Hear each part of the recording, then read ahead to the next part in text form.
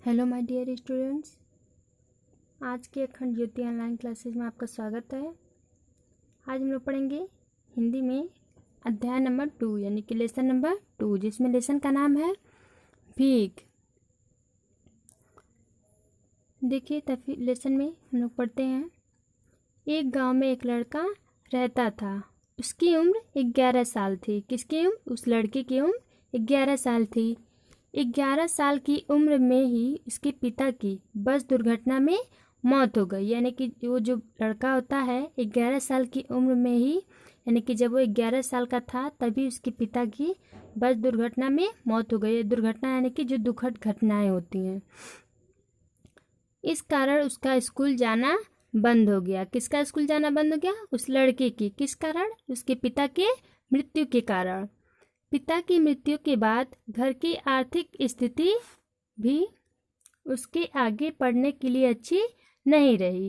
यानी कि पिता की मृत्यु के बाद घर की आर्थिक स्थिति यानी कि जो पैसे की जीवन यापन करने की स्थिति होती है और भी होते हैं, वह स्थिति क्या थी? अच्छी नहीं रही उसके पढ़ने के लिए।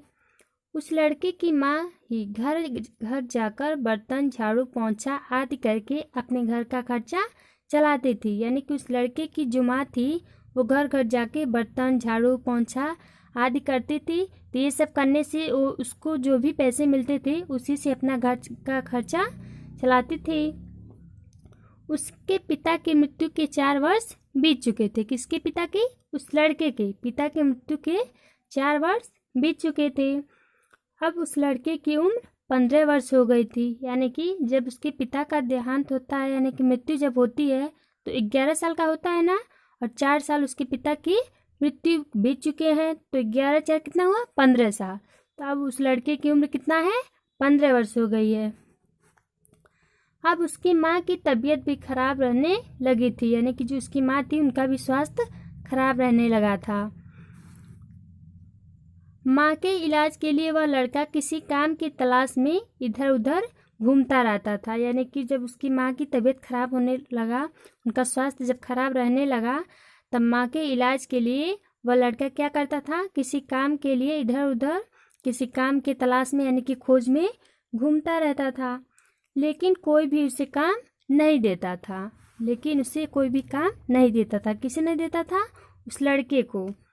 जब काफ़ी दिन बीत गए और माँ की हालत ज़्यादा खराब होने लगी तो उस लड़के ने मजबूरी में भीख मांगना शुरू कर दिया। यानी कि जब बहुत दिन बीत गए तो उसकी माँ की हालत ज़्यादा खराब होने लगी थी। यानी कि उनका स्वास्थ्य ज़्यादा खराब होने लगा था। तब उस लड़के ने मजबूरी में भीख मांगना शुरू कर दिया। अब वह रोज़ चौराहे पर खड़ा होकर भीख मांगता और शाम को माँ के लिए दवाई लेकर आता। यानी कि वो जो भीख मांगता था उससे जो उसे पैसे मिलते थे तो उस पैसे से वो अपने माँ की दवा लाता था माँ के लिए। उस लड़के को भीख मांगना बिल्कुल अच्छा नहीं लगता था, लेकिन उसके सामने और कोई रास्ता नहीं बचा था। जिस चौराहे पर वह लड़का भीख मांगता था, एक व्यक्ति वहां से गुजरते हुए रोज उस लड़के को देखता। किस लड़के को? यानी कि जो लड़का भीख मांगता था। वहीं थोड़ी दूर से वह व्यक्ति बस में जाता था। यानी कि वो लड़का कहीं चौराहे पे खड़ा रहता था तो व्यक्ति रोज गुजरता था तो वहीं कुछ दूर वो बस से जाता था। वह व्यक्ति उस लड़के की मजबूरी को समझता था। किस लड़के की? जो भीख मांगता था।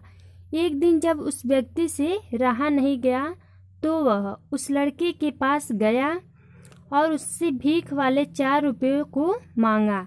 यानी कि उस व्यक्ति को जब रहा नहीं गया तो उस लड़के के पास वो व्यक्ति गया और उस लड़के के पास गया और उससे भीख वाले 4 रुपये को मांगा। यानी कि जो भीख मांगा होता है वो 4 रुपये वो व्यक्ति मांगता है। वह लड़का डर गया और उसने सारे रुपए उस व्यक्ति को दे दिए। वह व्यक्ति उन रुपयों को लेकर चला गया।